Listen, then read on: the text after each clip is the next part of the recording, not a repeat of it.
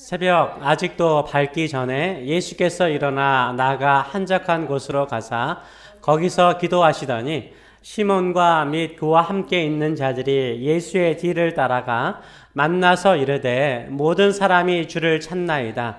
이르시되 우리가 다른 가까운 마을들로 가자. 거기서도 전도하리니 내가 이를 위하여 왔노라 하시고 이에 온 갈릴리에 다니시며 그들의 여러 회당에서 전도하시고 또 귀신들을 내쫓으시더라. 아멘.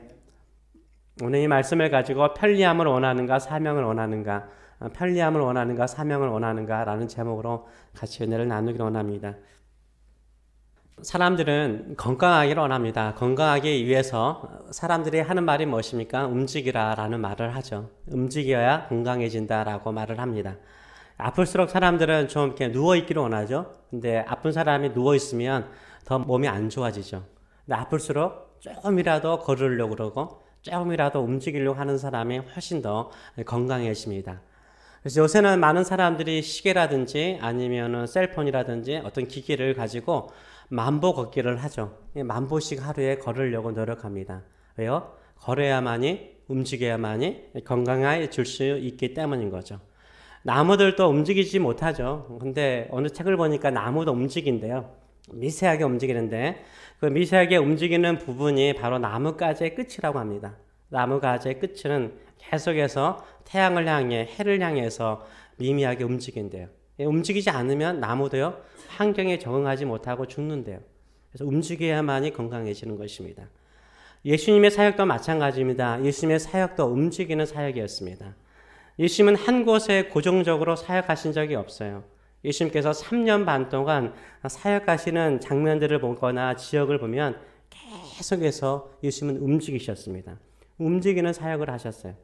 오늘도 예수님께서 3일 동안 계속해서 움직이는 모습들을 보여주고 있습니다. 우리가 참고로 좀 이해할 필요가 있는데 우리 주변에 전통 주이시들 유대인들이 살지 않습니까? 그래서 잘 아실 것입니다. 이 안식일은요, 유대인들의 안식일이죠. 유대인들의 안식일은 언제 시작하죠? 금요일날? 토요일날 아닙니다. 토요일날 아침이 아니에요. 금요일날 해지는 시간부터 시작하는 것입니다. 왜 그러냐면 창세기에 저녁이 되고 아침이 되니 이는 첫째 날이니라. 그쵸? 저녁이 되고 아침이 되니 이는 둘째 날이니라. 그래서 창세기 1장에 나와 있는 시간의 개념은 뭐냐면 해가 지는 시간부터 시작하는 거예요. 그 다음 해가 지는 시간이 하루가 끝나는 것입니다. 그래서 안식일은 유대인들이 지키는 안식일은요. 금요일날 해지는 시간부터 토요일날 해지는 시간까지입니다. 그래서 보통 유대인들은 금요일날 오전까지 일을 하죠. 금요일날 오전까지 일하고 그다음 오후에 시장을 보고 음식을 다 준비하고 난 다음에 해지기 전에 촛불을 켜죠. 촛불을 미리 켜놓고요. 그 다음에 안식일을 시작합니다.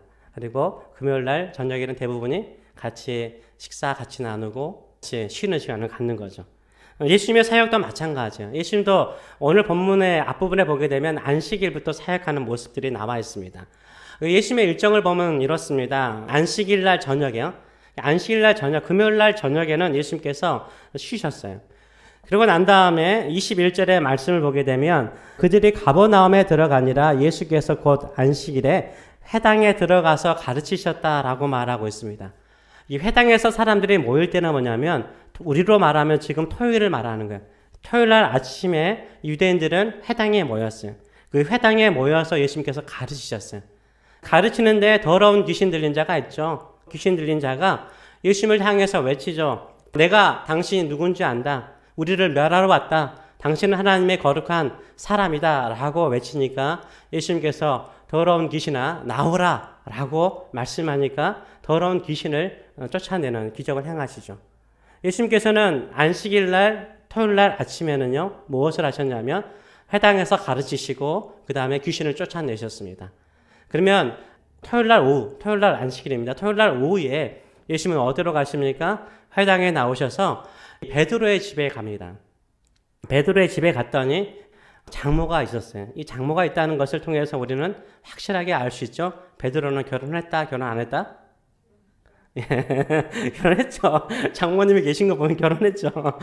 결혼했어요. 베드로는 결혼을 했어요. 그래서 천주교에서 사제들이 결혼하지 않잖아요. 베드로는 결혼했습니다. 베드로는 결혼을 했어요. 근데 거기에 장모가 같이 살았던 것 같아요. 근데 장모님이 열병으로 아픈 거예요. 예수님께서 그 열병을 치료해 주셨어요. 그러고 난 다음에 안식일이 언제 끝나죠?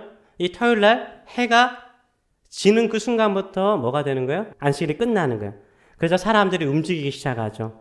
32절의 말씀을 보게 되면 저물어 해질 때 모든 병자와 귀신 들린 자를 예수께 데려오니 온 동네가 그 문 앞에 모였더라 라고 말하고 있어요.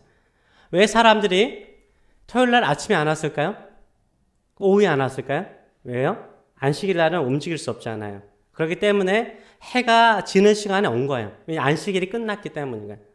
안식일이 끝나는 토요일 날 저녁에 사람들이 병자들과 귀신 들리는 사람들이 예수님께 왔어요. 그래서 예수님께서 밤을 새면서 귀신 들리는 자를 귀신에게서 자유케 하시고 병든 자를 치료하셨습니다. 그러고 난 다음에 오늘 본문에 나와 있는 것처럼 주일날 새벽에 어떻게 하십니까? 주님께서 해가 뜨기 전에 한적한 곳에 가셔서 뭐 하세요? 거기에서 예수님은 기도하셨다라고 말하고 있어요. 그래서 예수님의 사역은요, 가버나움 회당에 계시다가 베드로의 집에 계시다가 베드로의 집에서 나오셔서 하룻밤을 지내시고 다시 한적한 곳으로 이동하세요. 그 대상이라든가 사람들이 달라지는 것을 보여주고 있습니다. 이로 인해서 많은 사람들이 예수님을 찾죠. 예수님을 찾아요. 시몬 베드로를 포함하여서 많은 사람들이 예수님께 와서 예수님을 찾죠. 이때 이 말씀을 보게 되면 이렇죠. 시몬과 및 그와 함께 있는 자들, 제자들이죠. 시몬과 및 그와 함께 있는 자들이 여기서 특별히 시몬 베드로를 말하는데 시몬 베드로의 이름을 적고 있어요. 시몬과 및 그와 함께 있는 자들이 예수의 뒤를 따라가서 만나서 이르되 뭐요? 모든 사람이 주를 찾나이다.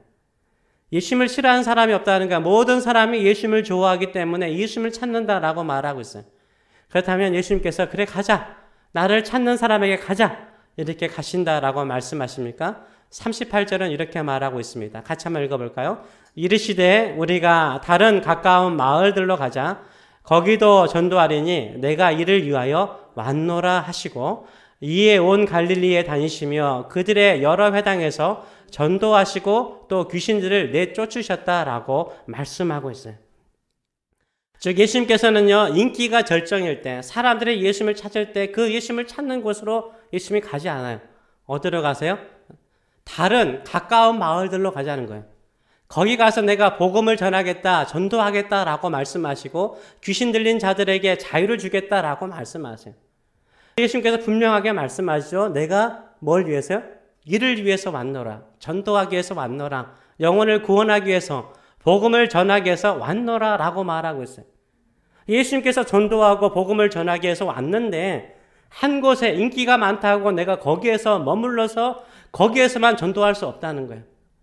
병든 자가 많고 아픈 자가 많고 복음을 들어야 될 사람들이 많은데 다른 가까운 마을로 가서 나는 전도하겠다라고 주께서 말씀하세요. 그것을 위해서 예수님께서 오셨다라고 말씀하세요. 그래서 온 갈릴리 지방을 다 다니시면서 각 회당에서 전도하시고 귀신 들린 자를 자유케 하셨다라고 성경은 말하고 있습니다. 그런데요, 우리가 한번 생각해 보시기 바랍니다. 예수님께서 베드로의 집에 오랫동안 머물기를 원하는 사람은 누굴까요? 다윗이 나왔죠. 누굴까요? 베드로죠. 베드로는 어부예요. 어부의 집이에요. 누가 어부의 집에 오고 싶어 하겠습니까? 평범한 사람의 집에 누가 오고 싶어 하겠어요? 그런데 어부의 집이 뭐가 됐어요? 기적의 집이 됐어요. 예수님께서 베드로의 집에 딱 와서 장모의 열병을 치료하고 수많은 사람이 왔는데 그들을 치료하고 귀신을 쫓아내잖아요. 그러니까 많은 사람들이 문 앞에까지 기다릴 정도로 많은 사람들이 오게 됐어요.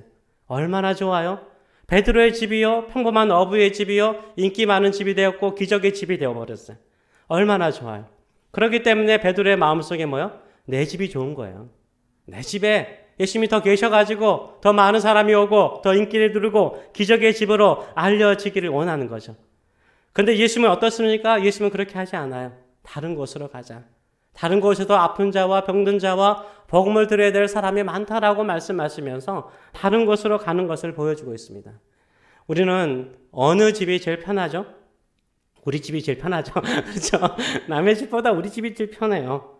그렇죠? 내 집이 싸고 작더라도 내 집이 제일 편합니다. 왜 그럴까요? 내 집이 익숙하기 때문인 거예요. 내 집이 익숙하기 때문이에요.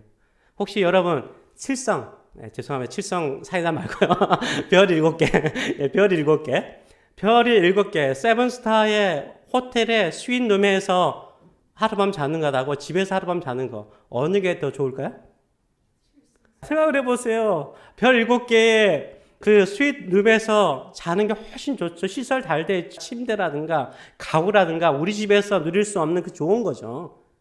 그렇잖아요. 거기 하룻밤 자고 와도요. 본인 집에 와서 뭐라고 말해요? 내 집이 좋다.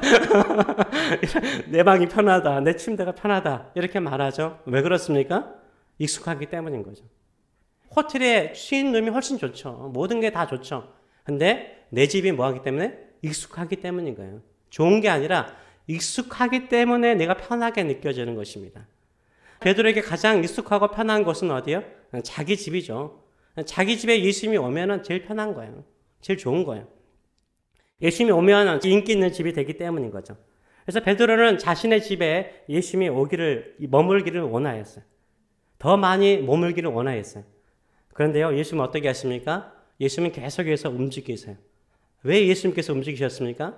편함을 추구하거나 안락함을 추구하거나 익숙함을 추구하지 않기 때문에. 예수님은 뭐요? 사명을 따라 움직이셨어요. 더 많은 사람을 치료하고 고치기 위해서 예수님은 계속해서 움직이셨습니다. 예수님은 찾아올 수 없는 사람들을 향하여서 계속해서 가셨어요. 찾아가셨어요. 이 지방 저 지방 이 마을 저 마을 계속해서 찾아가셨어요. 온 갈릴리 지방 전체를 다 두루 다니셨다라고 말하고 있습니다. 예수님은 계속해서 움직이시는 사역을 하셨습니다. 베드로도요, 나중에 예수님의 죽음과 부활과 또한 예수님이 승천하신 것을 보고 난 다음에 어떻게 합니까? 자신이 익숙하고 편한 자신의 집으로, 자신의 마을로 돌아갑니까? 아니죠. 어디로요? 사명을 따라 살아요. 자기 집도 버리고 자기 마을도 버리고요. 예수님께서 열방을 향하여 땅끝까지 예수의 복음을 증거하라는 주의 사명의 메시지를 듣고 사명을 향하여 전진하며 살아가는 것을 보여주고 있습니다. 마찬가지죠. 우리 교회도요, 안락함과 편리함을 추구하는 교회가 되기를 원하지 않습니다. 우리 교회도 계속 움직여야 돼요. 무엇을 위해서요? 사명을 위해서 움직여야 돼요. 복음을 위해서 움직여야 돼요. 예수를 전하는 사람들이 되기 위해서, 예수를 전하는 교회가 되기 위해서 계속해서 움직이는 교회가 될 수 있도록 기도해 주시는 저희 여러분 되시길 축원합니다. 아멘. 그래서 우리가 예배할 때마다 사명을 감당할 수 있는 능력과 권능을 달라고 기도하는 거예요. 그래서 늘 성령의 충만함을 간구하시는 저희 여러분 되시길 축원합니다. 저는 우리 교회가요, 성령 충만한 교회 되기를 원해요. 사도 바울이 에베소에 있는 성도들에게, 열등을 받게 되지 않는 사람들에게 뭘 했어요? 기도해 주자 성령이 충만해졌어요. 하늘의 권능이 임했습니다. 우리 교회가 예배하고 기도할 때마다 성령의 권능으로 새로워져서 권능 있는 사람이 되어서 땅끝까지 예수 그리스도의 복음을 증거하는 교회가, 성도들이 될 수 있도록 기도해 주시는 저희 여러분 되시길 축원합니다. 아멘. 같은 행동을 하면서요, 다른 결과를 기대한다는 것은 가장 어리석은 사람이라는 거 아시죠? 똑같은 행동을 계속해서 반복하면 똑같은 결과가 나오는 게 일반적인 거잖아요. 근데 똑같은 행동을 하면서 다른 결과가 나오기를 기대한다는 것은 어리석은 거예요. 교회도 마찬가지죠. 똑같은 행동을 계속하면서 다른 결과가 나오기를 원하는 건 안 되는 거예요. 우리가 다른 결과를 얻기를 원합니까? 성령의 권능을 받는 성도와 교회들이 되기를 원합니까? 우리 행동이 달라져야 돼요. 더 뜨겁게 예배하고 기도하며 성령의 충만함을 간구하시는 저희 여러분 되시길 축원합니다. 교회가 날로 새로워지기를 원합니까? 그러면 우리 자신이 먼저 새로워져야 돼요. 우리 자신이 계속해서 새로움을 추구해 나가시는 저희 여러분 되시길 축원합니다. 예수님께서는 베드로의 집에 하루 머물지 그 이상 머물지 않았어요. 가까운 동네에 병든 자가 있고 복음을 들어야 될 사람이 있기 때문에 그들을 향해 나가시는 우리 주님의 모습처럼 우리도 계속해서 움직이는 교회가 될 수 있도록 기도해 주시는 저희 여러분 되시길 축원합니다. 왜 교회가 죽어가고 성도들의 믿음이 식어져 갈까요? 왜 그럴까요? 사명을 잃어버릴 때 그러는 거예요. 사명을 잃어버릴 때 그러는 거예요. 내가 익숙한 예배, 또 익숙한 자리에 머물고자 할 때요, 사람들은 병들고요, 믿음이 식어져요. 익숙함에, 편리함에 우리 몸이 익숙해지고 우리 믿음에 익숙해지잖아요. 그럼 열정을 잃어버려요. 근데 사명, 내가 주의 복음을 전하겠다, 내가 새로운 사람을 만나겠다. 새로운 사역을 위해서 전진하겠다. 우리 교회가 새로워지기 위해서 내가 먼저 앞서 나가겠다. 그러면요, 성령께서 임하세요. 그 사람을 사용하세요. 새로운 길을 열어주시는 줄 믿습니다. 아멘. 다들 이제 은퇴할 것을 생각하시죠? 나이가 드시면 은퇴할 것을 생각합니다. 근데요, 사람이 실직할 때가 있잖아요. 뭐 나이가 들거나 상관없는 것 같아요. 뭐 30대건 40대건 50대건 60대건 상관이 없는 것 같아요. 사람이 실직하면요, 자신의 정체성, 나는 이제 내가 더 이상 할 일이 없는 사람이 되었는가? 아니면 내가 무엇을 위해 살아야 되나? 그냥 무엇을 위해 살아야 되나? 이런 목적의식도 상실하게 되고요. 삶의 의미, 더 이상 살아서 뭐하나? 이런 생각을 갖는데요, 은퇴하면요. 그래서 강한 정신적인 충격을 받게 된답니다. 통계학적으로 실직 후에 6개월 내에 실직자의 우울증이요, 일반 사람들보다 3배나 우울증이 높아진대요. 3배나 우울해지는 거예요. 그 다음에 자살률도요, 일반 사람들의 자살률보다 2배 이상 자살률이 높다고 합니다. 그리고 술과 약물 중독에 쉽게 빠지게 되고요. 그리고 나는 쓸모없는 사람이야. 나는 쓸모없는 사람이야. 이렇게 생각하는 경향들이 많아진다고 합니다. 그런데요, 우리가 직업에서는, 세상의 일에는 은퇴라든가 실직이 있더라도 하나님의 일에는 실직이 없는 줄 믿습니다. 아멘. 하나님의 일에는 실직이 없어요. 하나님은 우리가 죽을 때까지 하나님의 사명자로 살기를 원하세요. 하나님의 사명자로 살기를 원하신 줄 믿습니다. 우리는 죽을 때까지 열방을 향하여 복음을 전하시는 조혈함 되시길 축원합니다. 내가 이제 은퇴하여서 좀 편하게 살겠다. 내가 은퇴하여서 교회에서 좀 편하게 지내겠다. 이러면 답은 뭘까요? 여러분이 답할 수 있어요. 식어져요. 신앙도 식어지고 믿음도 식어지고 열정도 식어져요. 나는 죽을 때까지 하나님의 사명자다. 내가 이 땅에 사는 동안은 나는 하나님의 사명자라는 의식을 갖고 살면 죽을 때까지 열정을 가지고 살아요. 그 열정 있는 사람을 하나님이 가만히 두지 않아요. 더 건강하게 만들어줘요. 정신도 더 건강하게 만들어주고요. 치매도 없게 만들어주시고요. 몸도 하나님께서 강건하게 만들어주실 줄 믿습니다. 이런 마음을 가지고 내가 사명자로 살게 하여 주시옵소서 기도하시는 저 여러분 되시길 축원합니다. 현대인들의 많은 병들은 저는 외로움이라고 생각을 해요. 그러니까 우리 가까운 곳에 육체적으로요, 정신적으로, 영적으로요, 아픈 자들이 많아요. 근데 그 아픈 게요, 마음이 아픈 게 많아요. 그 외로움에서 나오는 거예요. 예수님 당시에도 예수님께서 병든 자들 찾아가셨잖아요. 귀신 들린 자들 찾아가셨잖아요. 왜 그럴까요?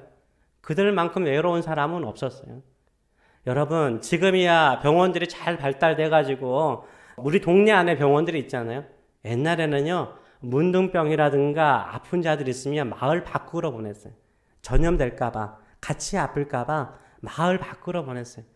귀신 들린 자는 동네 못 들어왔죠. 밖으로 다 보냈어요. 아픈 것도 힘든데 가족에게서 멀어진 것도 얼마나 괴로웠겠어요. 외로웠어요. 주님께서는 어떻게 하세요? 그들을 향하여 찾아가세요.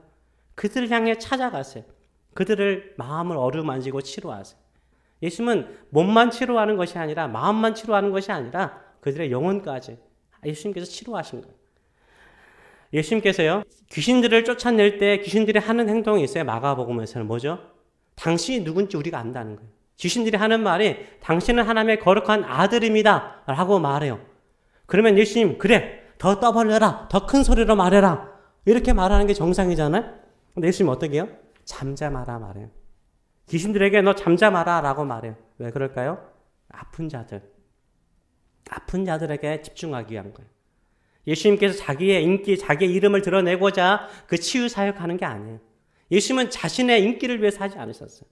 내가 비록 하나님의 아들이라고 지금 당장 알려지지 않을지라도 예수님은 아픈 자들, 병든 자, 고통하는 자를 치료하는 데 집중하고 있습니다.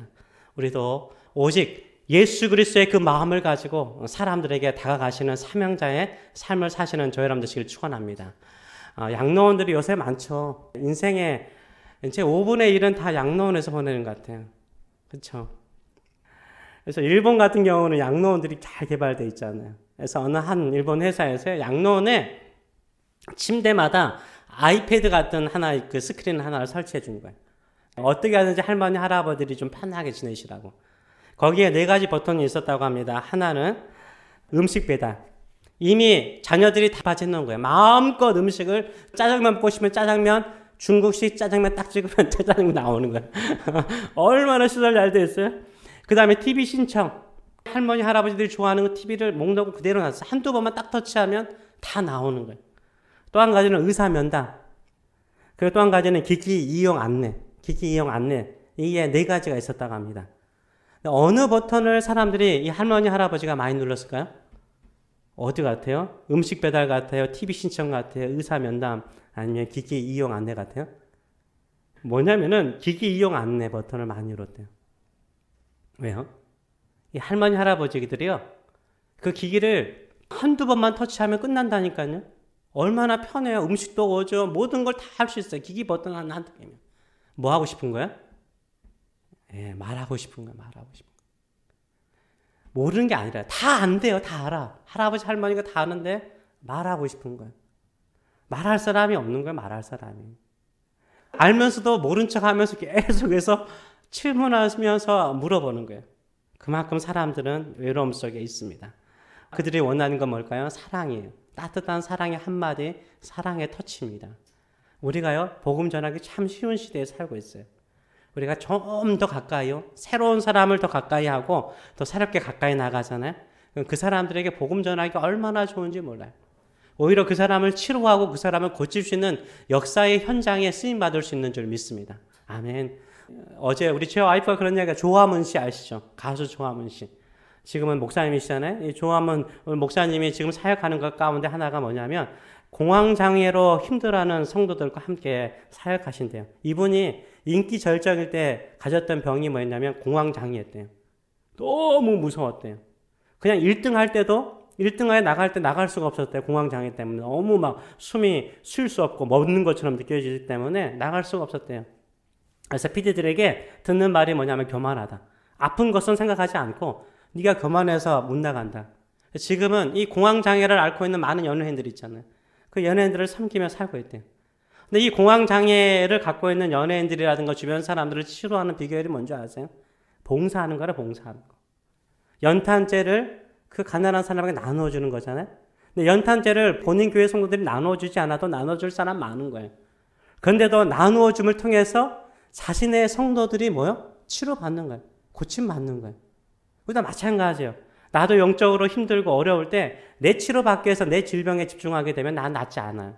내가 섬기고 예수를 전하고 힘든 사람, 외로운 사람들에게 조금만 더 가까이 가서 그들과 만나주잖아요. 얼마나 좋은지 몰라요. 우리는 어떤 마음이 갖냐면 익숙함에 좋아해요. 내가 말하기 익숙한 사람, 편한 사람을 만나고 싶어 하지 좀 새로운 사람, 새로운 인물들 만나기 힘들어요. 근데요, 그 새로운 사람들이요, 예수님이 필요할 때가 있고요. 새로운 사람 말 한마디 들어준 거예요. 그 영혼을 건질 수 있습니다. 우리가 그런 사역을 통해서 주의 복음을 전하시는 저 여러분 되시길 축원합니다. 아멘. 이 딸기나무를 제외하고 모든 나무는요, 죽는 순간까지요, 그 나무가 죽는 순간까지 해를 바라보며 오직 하늘을 향해서 뻗어나간대요. 죽는 그 순간까지 해를 향해서 뻗어나간대요. 이때 중추적인 역할을 하는 것이 있는데 우들지라는 것이 있습니다. 우들지라는 게 있대요. 이 우들지가 뭐냐면 나무의 맨 꼭대기 있죠. 나무가 쭉 올라 맨 꼭대기에 있는 한 줄기가 있는데 이걸 우들지라고 그러는데 저도 처음 들어봤어요. 우들지. 이 우들지가 있대요.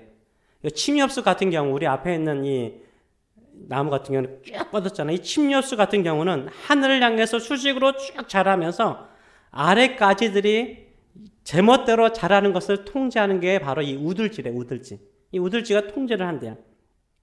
이 침엽수 같은 경우는 하늘을 향해 높이 올라가는 우들지가 한 마디 자라고 난 다음에 그 다음에 나뭇가지가 한 마디씩 자라는 거예요. 가지가 먼저 자라지 않고 우들지가 한 마디 먼저 자라는 거예요. 예수님도 그렇잖아요. 예수님도 사역하실 때 어떻게 사역하세요? 예수님께서 한적한 곳에 가셔서 하나님과 만나세요.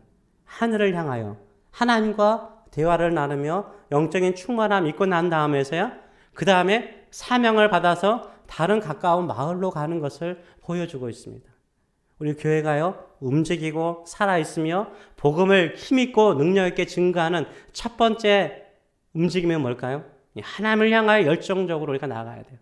우들지처럼 하늘을 향해 성장하시는 저 여러분 되시길 축원합니다. 그 성장을 가지고 주변 사람들의 영혼을 살리는 저와 여러분 되시길 축원합니다. 아멘. 그러면 귀한 열매가 있는 것입니다. 이번에 달력이 나왔습니다. 2020년도 달력의 주제가, 그 달력 제목을 보시면 알다시피 Savior of all, 모든 것의 주님. 우리 주님이시죠. 우리 예수님이시죠. 저는 우리 인생의 주님은 지금 예수님밖에 없다고 생각을 해요. 우리가 이 땅에 살아가면서 우리 인생의 참된 주인은 주님이세요. 우리 이웃에게 참된 주인은 누굴까요? 주님이신 줄 믿습니다. 예수 그리스도의 십자가만이 우리를 구원하고 질병과 아픔과 걱정에서 자유케 하며 영생을 주는 줄 믿습니다. 예수님을 전하시는 저 여러분 되시길 축원합니다. 예수님을 전하기 위해서 움직이는 우리와 우리 가정과 우리 교회가 될 수 있도록 기도해 주시는 저 여러분 되시길 축원합니다. 아멘. 살아계신 하나님 아버지, 이 땅에 가장 필요한 것은 편리함도 아니요, 익숙함도 아니요, 안락함도 아닙니다. 아무리 안락하고 편한 곳에 있더라도 사람은 미워하고 병들고 병실과 약에 의존하며 살아가는 사람들입니다. 우리에게 전적으로 필요한 것은 우리의 죄를 위해서 십자가에 죽으신 예수 그리스도의 십자가의 능력만이, 예수님의 이름만이 사람들을 치료하고 고칠 수 있는 줄 믿습니다. 그래서 주님께서는 그 사명을 위해서 이 땅에 오셨기에 3년 반 동안 계시면서 가만히 한 곳에서 계신 것이 아니라 한 동네에 계시면 다른 동네로 다시 가서 복음을 전하시고, 또 복음을 전하실 뿐만 아니라 병든 자를 고치시고 귀신 들린 자를 자유케 하시는 주의 사랑을 행하셨나이다. 또 행하고 또 다른 동네로 가시고 온 갈릴리 지방과 온 유대 지방과 온 베레아 지방과 사마리아 지방까지 가셔서 예수님은 복음을 전하셨고 병든 자를 치료하시고 고치시는 능력을 행하셨습니다. 예수님께서 부활하시고 승천하시고 난 다음에는 제자들에게 말씀하시고, 너희는 여기에만 머물지 말아라. 너희가 익숙하고 너희가 편한 곳에만 머물지 말아라. 너희는 땅끝까지 가서 나의 복음을 전하고 제자를 삼고 나의 이름으로 그들을 치료하고 고치라라고 명령하셨습니다. 우리가 그 사명을 받은 자로서 계속해서 움직이는 교회 될 수 있도록 축복하여 주시옵소서. 예수님만이 사람을 치료하고 고치며 소망을 주며 그들에게 영생을 주는 줄 믿습니다. 이 예수의 복음을 증거하는 성도들 교회가 될 수 있도록 축복하여 주시고 사용하여 주시옵소서. 그를 위해서 우리가 우들지처럼 먼저 하나님께 먼저 잘하고, 그 다음에 옆으로 한두 사람씩 새로운 사람들을 만나면서 예수의 복음을 증거하는 교회가 될 수 있도록 축복하여 주시옵소서. 사용하여 주시옵소서. 이제는 우리를 사랑하시되 영원토록 사랑하신 하나님 아버지의 크신 사랑하심과 나는 여기에 가만히 있을 수가 없었단다. 울부짖는 수많은 영혼들, 외로워하는 수많은 영혼들, 귀신에게 시달린 수많은 영혼들, 병으로 말미암아 힘들어하는 영혼들, 삶의 의미와 목적을 잃어버리고 죽어가는 저 영혼들을 가만히 둘 수가 없었기에 또 다른 동네로 가자, 또 다른 동네로 가자. 계속해서 사역에 했던 내 마음을 너희가 알아주기를 원하는 우리 주 예수 그리스도의 무한한 은혜와 다시 성령께서 우리에게 오셔서 너희는 열방을 향하여 땅끝까지 예수의 복음을 증거하도록 움직이도록 부름받은 사명자다. 사명자로 살아라 라고 격려하시는 성령의 임재하심과 교통하심이 살아가는 성도들 머리 위에 영원히 함께 하시기를 축원하옵나이다. 아멘.